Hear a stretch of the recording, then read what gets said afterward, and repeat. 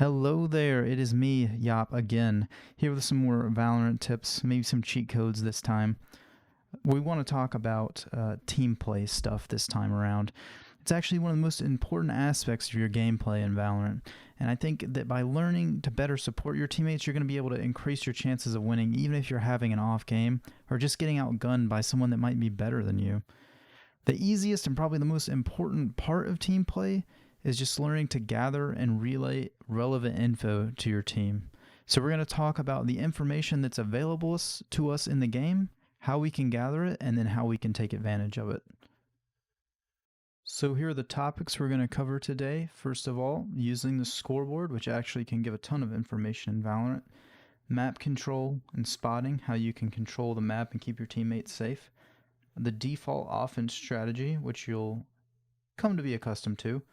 Callouts, which are obviously very important in every FPS game, and using the minimap, another tool to give you a ton of info in this game. Scouting begins before the round even starts. In Valorant, you can use the scoreboard to see how much money each player has on both teams and how much ult charge they have. The most important number to keep in mind here is $3,900, which is how much money it takes to get one of the rifles, either the Vandal or the Phantom, and heavy shields. Well, they have two going C. Are they gonna have money? A maybe?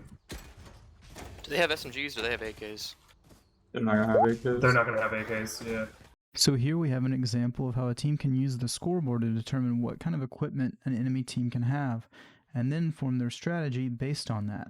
This team is going to decide to go C because it's long range and they know that the enemy can't have rifles and armor. Another very common example is looking at your own team's bankroll to determine whether or not you should buy and how much your team should spend. It's almost always best to buy as a team so that everyone can contribute to the round. A common trap that new players will fall into is buying whatever they can afford, force buying every round, without any regard to what their teammates can buy.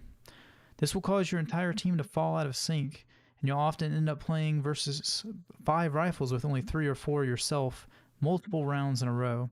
In a close game, this can very easily be the difference between winning and losing. In this game, my team lost the pistol round in the second half and decided to do a full save on the second round in order to be able to afford rifles the third round no matter what. In a situation like this, where there's a huge gear disparity, it's not really fair to expect your team to win. Instead, your goal should be to do as much economic damage as possible. In Valorant, this means any amount of damage you inflict is going to force them to rebuy shields, and any kills you get can force them to drop weapons. If you can snag a weapon and hang on to it while saving, that can oftentimes be worth it in a save. The economic system is pretty complex in this game, and we're going to get more into it in a future video. But the basics that you should know for now is that you want to try and have as many rifles and armor on your team every round as you can. And if you can't get full rifles, you're going to have to make a choice as a team whether you want to go down to SMGs or save. Oftentimes, there could be a large disparity between the amount of money players have. One player might do a full save, whereas another may be able to afford a pistol and still be able to buy the next round, and that's okay. Save rounds like this can often be a good time to try something new or something unpredictable. Stacking 5 people at one site, pushing something very hard like mid in order to gather information. Oftentimes you'll need to take a risk if you really want to have a chance with a huge gear disadvantage. Try and force enemies to fight up close where your pistols have a better chance at killing them and where you'll be more likely to take advantage of their weapons if you do get a kill.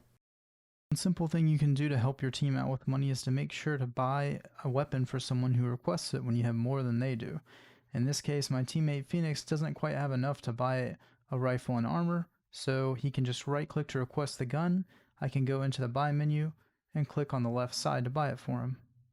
It's better for me to buy Phoenix a gun even if he could barely afford it, just so that I can make sure he has all the utility items he needs, like his flashbangs and firewall.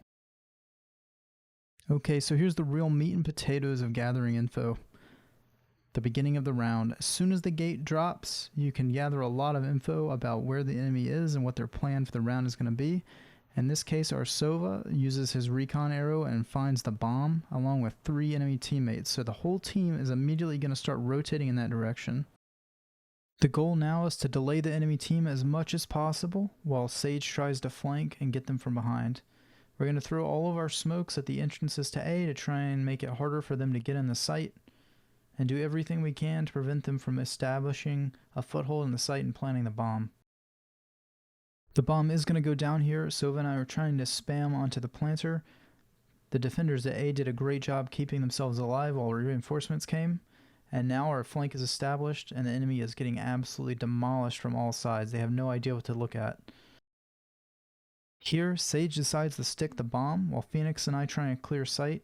I barely miss the flanker behind me and get taken out, but he spends too much time getting to sight and isn't able to stop our diffuser in time, and we win the round.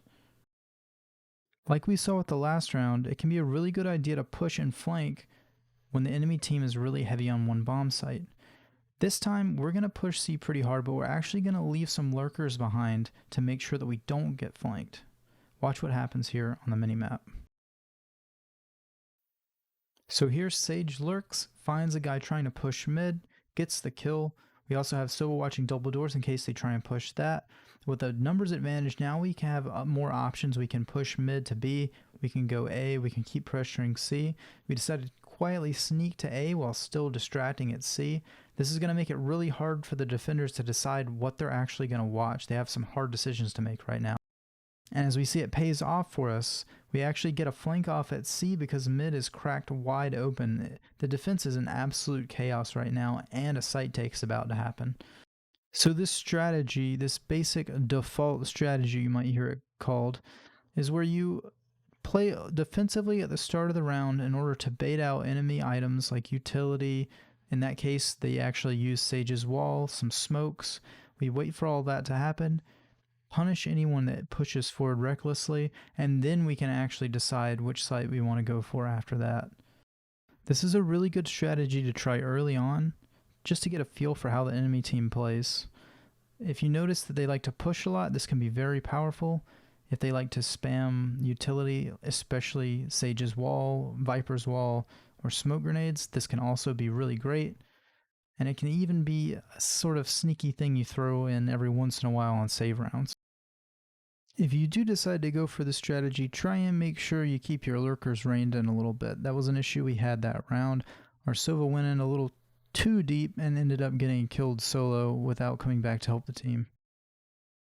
Now you might have noticed that we lost that last round, so let's look at some of the mistakes my team made setting up on the bomb site that could have led us to losing that round. One of the best ways to quickly get a handle on what's going on in a situation, especially something like a bomb defense, is to look at the minimap. This will allow you to quickly tell what your teammates are watching and what you should be watching. Now I make a mistake early on here by messing up my heaven smoke. This doesn't block the window. It allows my teammate to get shot. He really shouldn't have been standing there in the first place, but I still made that mistake. Now here we see a smoke go off. This cuts off my teammates. They're no longer crossfiring each other. We really need to adapt to this situation. But I get taken out before I can provide crossfire for my Sage, and he can't help me. The enemy gets a lucky double, and this leaves Phoenix to try and 2v1. I'll roll that clip back one last time with all the context in place, and you can really see how just slight mistakes in positioning end up getting us killed. My smokes missing in particular were absolutely huge here. We needed to isolate the guy Heaven and take him out quickly because he has such a great position on all of us. Another problem you can see here is that Raze's positioning is actually redundant with Phoenix's. She's watching long and short at the same time, so it kind of makes Phoenix's position pointless. He could move up closer and would have been less vulnerable to getting cut off by the smoke as he was. Phoenix also made a slight positioning mistake by being behind the boxes on the left-hand side here. From this spot, he can't help Sage with mid or help me with window. Besides coordinating positioning on bomb sites, the minimap can also be great to safely figure out enemy positions based on what your teammates can see. In this clip, I'm going to get a ton of info sitting back in a super safe spot ready to help whichever teammate needs it at the time. One problem with the minimap is it doesn't show you what your teammates can hear. So I ult based on a call from my teammate, barely miss out on the kill, but you can see there that I spot him on the minimap and know that I'm still needed B. So here I'm going to move up and get ready to support Sage, and I can just be ready to do indirect fire once my teammate spots. So he gets the kill, so I don't need to help here, but I'm still safe, and we even spotted the bomb. Look at all of this smoke and stuff that's flying in from off screen just because we can get calls on minimap. Here Viper tries to use the ult to defend the bomb, and this is a great time to use the minimap. If your teammate sees the enemy, they don't need to give you exact GPS coordinates. You just look on the minimap and aim right at the guy. Now I hate to do this to you guys, but we have to go over it. Callouts for each map. This map is called Bind and is unique in that it has two one-way teleporters. Teleporters are interesting because they make a ton of noise, and so they're really only used for extremely fast rotates and typically used by the defending side. It's also good to know that it's very risky to chase someone in a teleporter. As you can see, you kind of spawn in the middle of the room. Someone can easily stand in this spot behind you or just outside the door. You can spam through the door with rifles and such, but you have to remember that these doors only open one way. Once I walk out here, I can't get back in. Next map is Haven. This one's unique because it has 3 bomb sites and is basically gigantic. There are almost 2 separate mids between garage and window side and where B is, and by taking control of either one as attackers, you can really cut the map in half. I really like to run that default strategy we talked about earlier on this map because it does take so long to rotate and you can really punish a team that entrenches at either the side bomb sites. I will say that while it's a good idea to try and get like a quick plant on B just because it can be so easy to attack, because you can be attacked from so many different sides, including wrapped around from mid from either bomb site or double doors, it is very hard to hold B in my experience. This is a really good map for lurkers. Anybody that can push up aggressively and either get information or just try and kill rotators can be great on this map. But you have to do it carefully, and remember when you're doing that you're doing it in order to help your team win and not just hunt for kills. Keep the goal in mind. The last map available during the beta and my personal favorite is Split. This is the most traditional CS map and the only gimmick is a couple of ropes that you can climb up and down. Because you get really good angles on the heaven areas in both A and B sites, it's really great to attack mid on this map. You can very often just lurk a guy or two mid, and even if you don't get a kill, prevent rotates from the other bomb site, making it way slower for them to rotate and making it so your team only has to worry about one angle. If you do get a kill, you can flank either the heavens and provide a ton of support. This plan also works really well on defense. You can push down mid and then push either sewer or the store and catch the people that like to set up right outside the site and try and wait out your team's utility. The ropes on this map are pretty simple. If you're moving quickly at normal speed and you attach or move on the rope, you'll make noise, like you can see here. If you hold down your shift key, which is walk, I think crouch also works, then you're completely silent, as you can see here. The way the ropes affect your accuracy is very strange. I can't really explain it. It affects guns other than the op.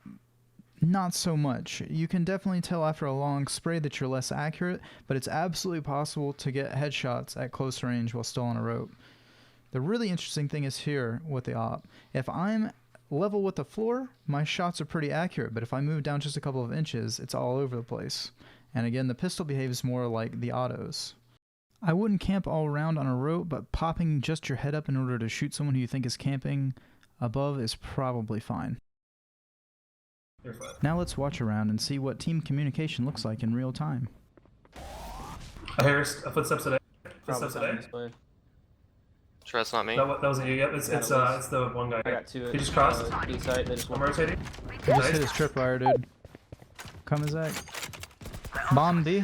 Nice. Coming on spawn. Alright, A's clear. I'm rotating. I tagged the He's stage, behind the side 35. box. Yep. On B. Might be one in garage. A's clear. Can we smoke garage? I think I hear one coming. There's one on site, one garage, at least. Yeah, they just picked up Spike. He got out of garage. One up. One enemy remaining. Now that ended up being a pretty clean round. Let's take a look at why. We begin the round trying to get a feel for what the enemy is going to do, guarding all the routes of attack, playing 2 mid, 2A, Cypher solo B. The first major event that happens this round is Cypher's trap detecting someone coming from garage. The location of this trap means that they're pretty much already on site at this point, so we need to rotate fast. I rotate immediately while Breach stays to watch the flank from mid, which is a good idea. Once we see the bomb at B here, we know that it's real on B, and the guys from A start to rotate as well. I throw a fire grenade here to try and prevent more reinforcements from garage while I try and pin the site guy down while everyone else rotates. At some point here, I hear the jet running around in garage. My teammate who was watching mid switches over to help me watch garage. At this point in the round, we know where the last two are, and we're just buying time to get set up in our positions. The jet pushes me, but it's okay because I have a teammate right behind me even if I die. Now all that's left is for my teammates to collapse on this guy who doesn't stand a chance. Alright guys, I want to thank everybody for watching and remind you all that we'll probably be going into more depth with everything discussed in this video at a later time. I'm thinking about doing a video on the money system next, and probably clutching will probably be my next two videos. So again, thank you, and if you enjoyed this video, like, comment, subscribe, all that stuff's great. I would love to have any questions that you guys might have, and please share this video with anyone you know that might want to get better at Valorant. Watch mid. Like mid to I hear sewer. him top. He got it. Okay, he just rose the guy. Dropped him again. Sage just picked it up. One mid. Not sure where the Last last one one's is. mid. Mid. Last one's mid. I'm just gonna reload. I think I hear him sewer. He's up 100% a sewer. Oh, yeah. Yeah, you're hearing Chris. Fucked him up, dude. Look at the 5 kill. Was that for the ace? Yeah, man. Damn.